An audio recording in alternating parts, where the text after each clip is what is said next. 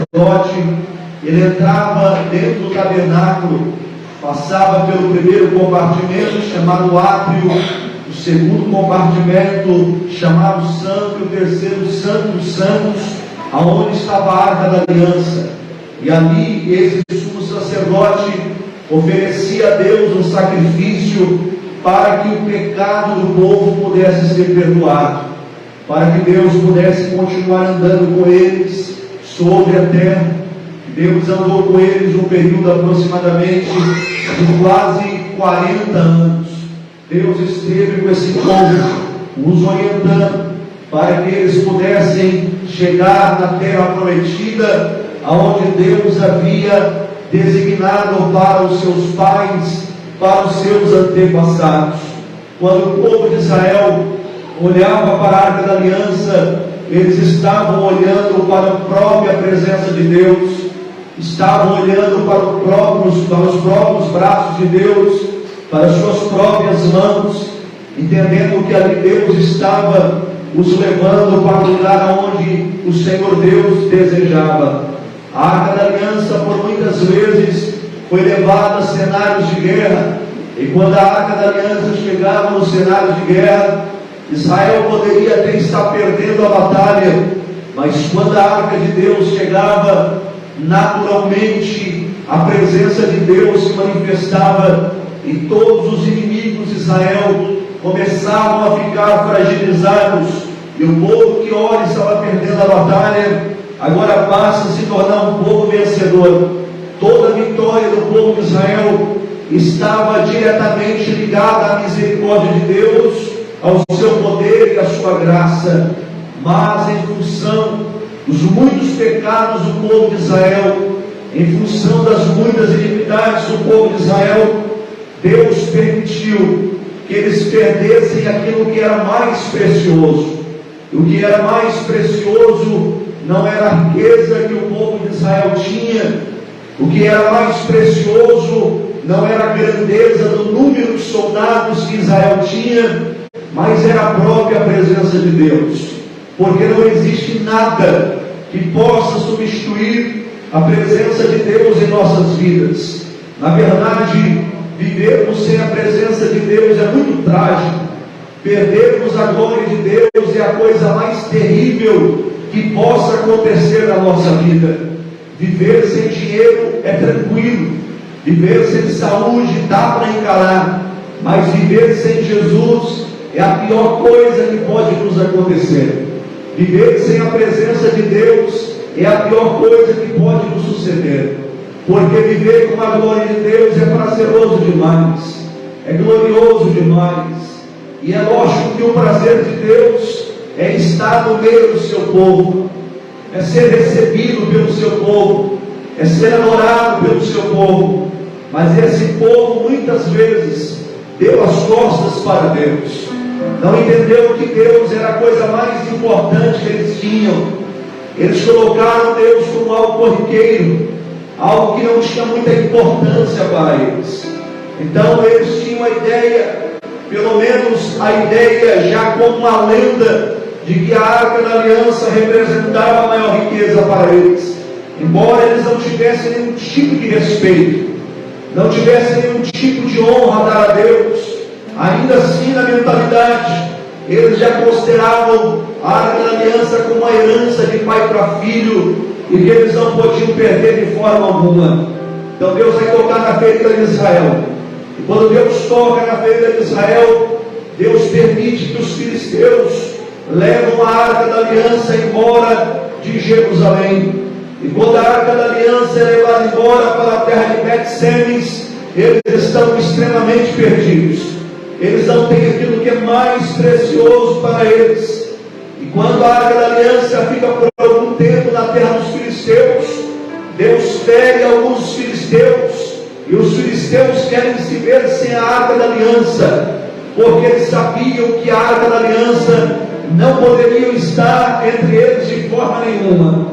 Deus entregou a arca da aliança na mão dos filisteus. A arca da aliança foi parar na terra de Bet-Semes, e a arca da aliança ficou em Bet-Semes até por um tempo, porque Deus queria causar saudade no coração do povo.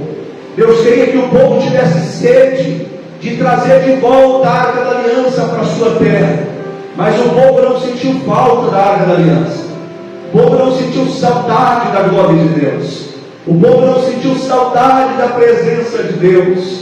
E isso não me é de espantar, porque nos dias atuais nós estamos vivendo dias semelhantes a esses, aonde as pessoas não sentem mais saudades de Deus, aonde as pessoas não sentem mais falta do Espírito Santo, aonde as pessoas não sentem mais saudades da comunhão com Deus, não sentem mais saudades daqueles momentos íntimos com Deus. Eu não estou dizendo de estar na igreja, mas daqueles momentos que era você e Deus, que você falava com Deus e sabia que Ele estava próximo, porque você sentia algo caloroso na sua alma. A sua alma sentia um prazer tão glorioso, e você tinha vontade de ser crente, você tinha vontade de estar na presença de Deus.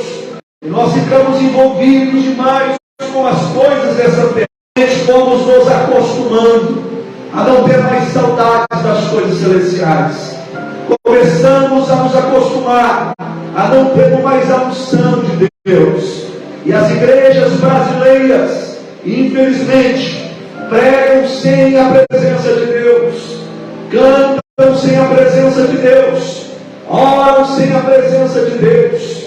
As igrejas hoje mais parecem centro de comércio do que um lugar onde foi consagrado como santuário de Deus, aonde as pessoas tinham sede de Deus, como já foi dito aqui, aonde as pessoas tinham vontade de servir a Deus, aonde as pessoas não suportavam ficar longe de Deus por absolutamente nada. E isso foi causando uma grande lacuna entre a nossa alma e o Espírito Santo. Foi nos trazendo frieza espiritual. E Deus está nos convocando outra vez, para que a nossa alma se quebrante em Sua presença, para que tenhamos saudades outra vez de Deus, para que tenhamos saudades outra vez dos céus. Porque quero dizer a vocês, meus irmãos, está chegando a hora que a trombeta vai tocar, a hora que a igreja vai subir dessa terra, a hora que a igreja vai conhecer Jesus Cristo como Ele é, a hora que a igreja vai ver Cristo face a face. Não está longe do dia do arrebatamento da igreja. E para que nós estejamos de fato preparados, nós precisamos sentir saudades novamente da presença de Deus, saudades novamente da glória de Deus. Deus permitiu a Arca da Aliança ir embora, para que o povo voltasse a ter vontade de servir a Deus.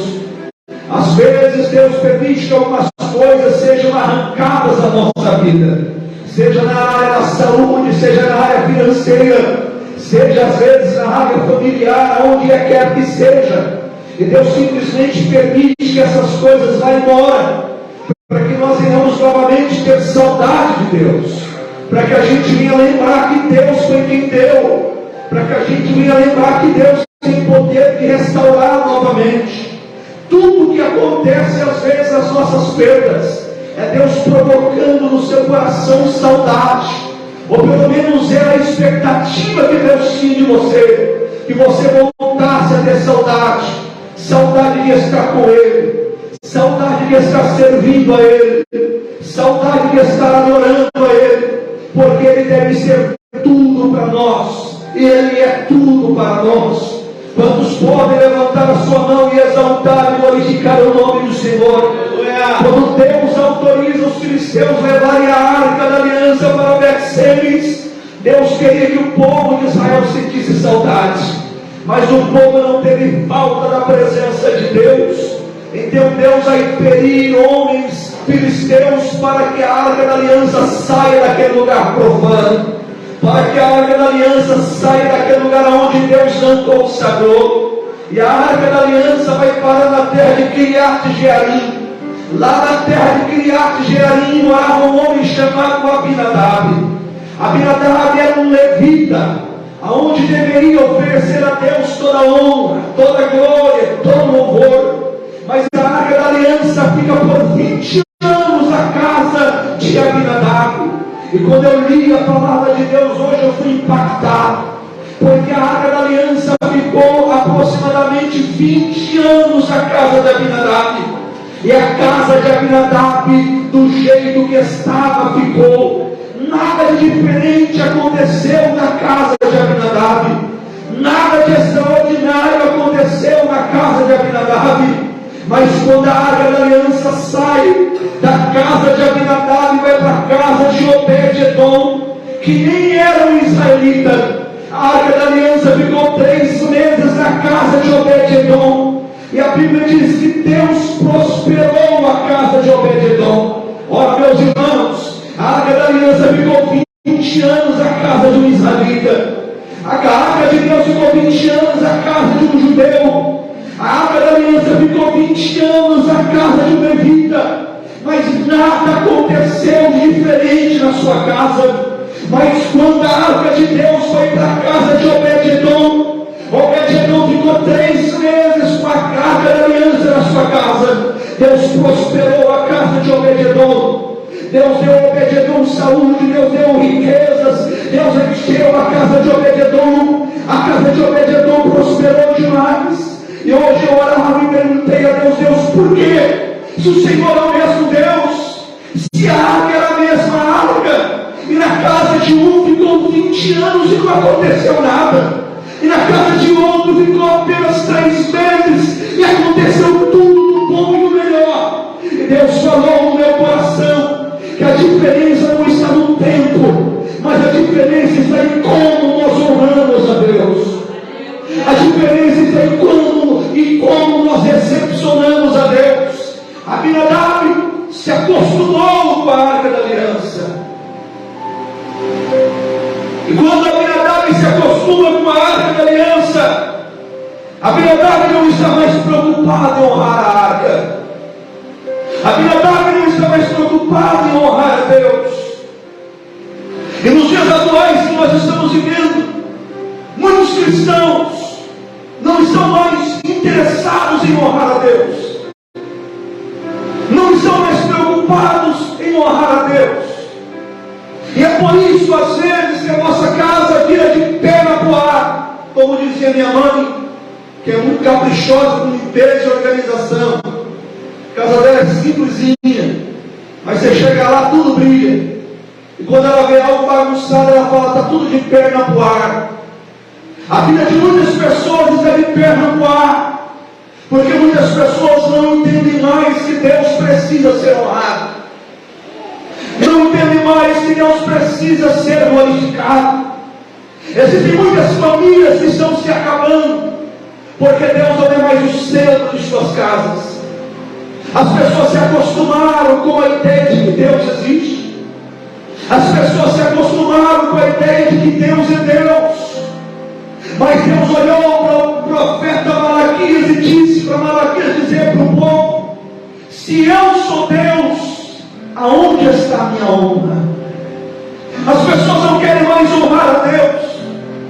As pessoas chegam na igreja e estão preocupadas com o entretenimento, não estão preocupadas em dar a Deus a honra, a glória na qual Ele merece ser louvado.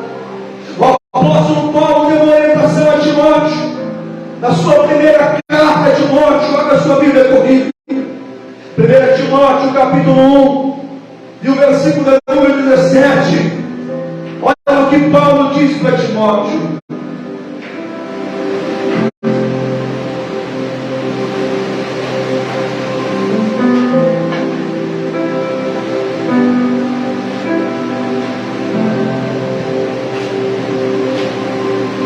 ora,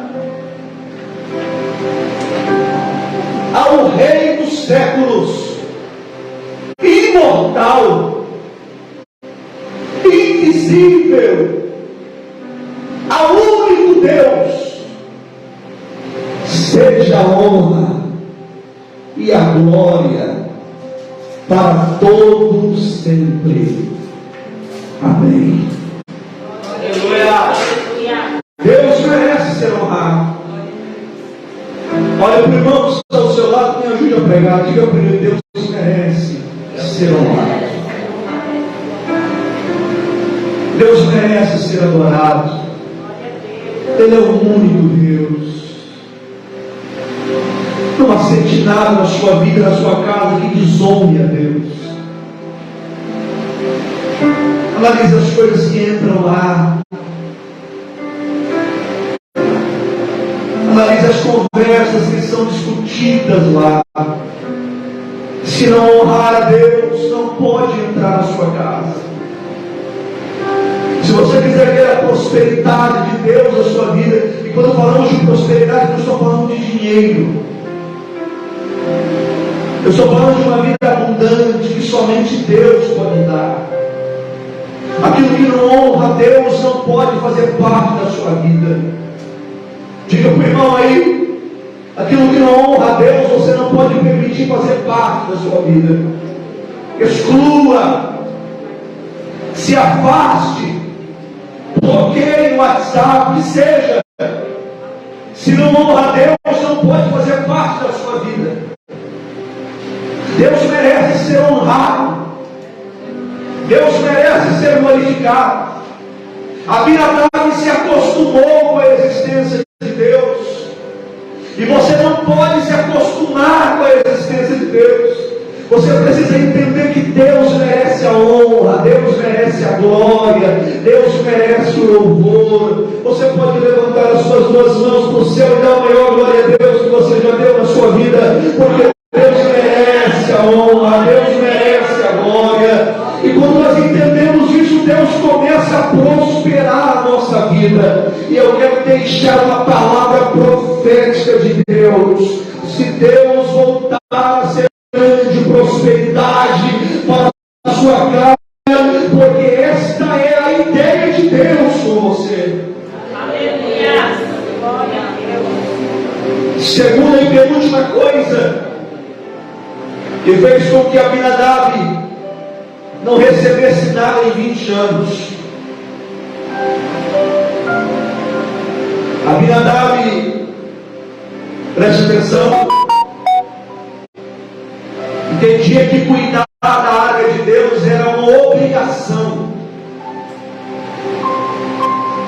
Abinadab entendia que cuidar da área de Deus se tornou um peso para ele. Irmãos, vocês pensam que Deus precisa de mim, de você, para alguma coisa? Se nós nascermos, vivermos e morrermos, e não dermos um glória a Deus a nossa vida inteira, Deus não deixa de ser Deus por causa disso. Aleluia. Deus não precisa da ajuda do homem para nada.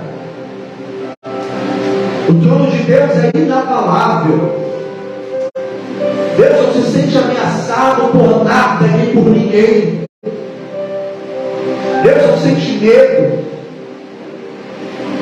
Deus não tem necessidades. Deus está acima de tudo e sobre todos Ele é Senhor. Que Ele nos propõe todos os pelos. Mas eu não posso ter a vida de cristão como uma obrigação. Tem gente ainda hoje que vem para a igreja só porque tem medo de ir para o inferno. E pasmem vocês, possa ser que viva a vida inteira na igreja e no final ainda vá para o inferno. Porque a igreja não salva ninguém. Religião não salva ninguém. Quem salva o homem é Jesus Cristo. E eu não posso me sentir obrigado em estar na igreja. Eu não posso fazer nada para Deus porque eu sinto que é uma obrigação. Deus não recebe nada de ninguém obrigado. Deus não precisa disso. Deus não quer isso. Até quando o diabo, que era o maestro da adoração de Deus, inventou em traí-lo, Deus de repente poderia ter feito um acordo com ele. Não faça isso não, Lúcifer. Você é o meu melhor maestro. Vou perder uma parte dos anos. Como é que vai ficar o meu coroa aqui no céu? Deus olhou para ele e disse: contudo serás derribado para baixo. Porque se os anjos do céu inteiro traíssem a Deus, Deus não ia se sentir solitário, porque Deus não tem solidão. Deus é eterno de geração em geração, e Ele permanece para sempre. Servir a Deus não pode ser um peso para mim. Servir a Deus não pode ser um peso para você. Servir a Deus deve ser um prazer para nós. Adorar a Deus deve ser uma alegria para a nossa alma. Quando nós temos a oportunidade de adorar a Deus, eu devo dizer obrigado, meu Deus, por essa chance de poder exaltar e glorificar o teu nome. Porque se Deus falasse a partir de agora, pare os seus pulmões, pare o teu coração, vai parar tudo. Mas a Bíblia diz: tudo que tem fôlego, louve ao Senhor. Se você tem fôlego, louve ao Deus, o teu Criador, que foi por causa dele que você está aqui. Não podemos entender que há uma obrigação de servir a Deus. Salmo 28, versículo 7. Salmo 28, versículo 7, o salmista diz assim: o Senhor é a minha força e o meu escudo, nele confio o meu coração. Eu fui socorrido pelo que o meu coração, olha que coisa linda, irmãos, pelo que o meu coração salta de prazer, e com o meu canto louvarei. Aonde está o prazer dos nossos corações? Em adorar, exaltar o nome de Jesus.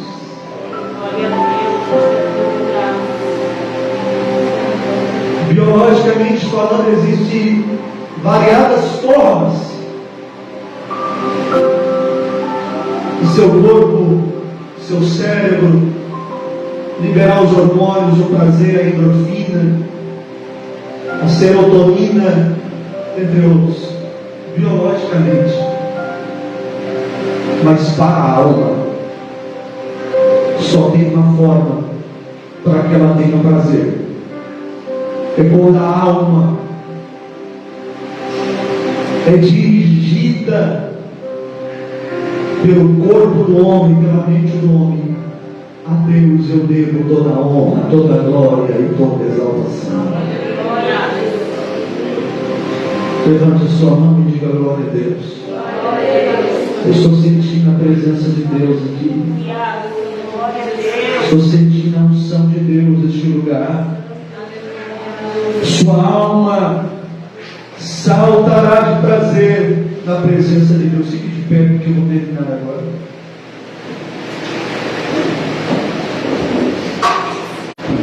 Glória a Deus.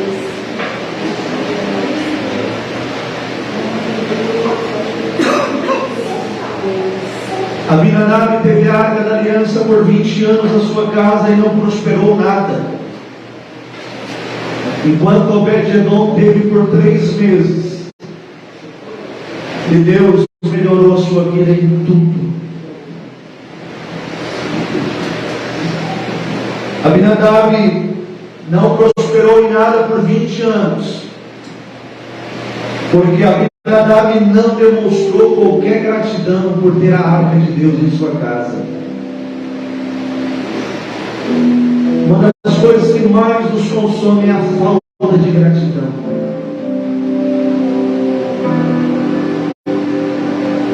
É óbvio que o amor de Deus nunca poderá ser destruído pelo homem, até que Jesus venha.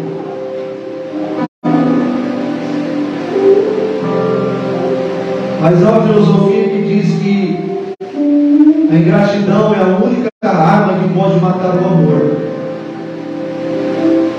Talvez no contexto humano, isso nos faz pensar um pouco. do nosso grau de gratidão pelo que Deus tem feito por nós. Até porque se Deus não nos desse mais nada nessa vida, Ele já nos deu o que nós jamais alcançaríamos se trabalhássemos a nossa vida inteira, que é a salvação da nossa alma. Quando nós temos gratidão a Deus, a nossa vida começa a mudar. Hebreus 12, 28. Portanto, aceitável, com reverência e temor. Diga para o seu irmão: precisamos agradecer a Deus. Agradeça a Deus pela sua família. Agradeça a Deus pelo seu casamento, pelos seus filhos. Agradeça a Deus pela sua saúde. Agradeça a Deus pela sua vida, pela sua salvação. A Bíblia diz que o homem não pode receber nada se do céu não lhe for concedido. Quando você começar a agradecer a Deus pelas coisas mais inferiores possíveis,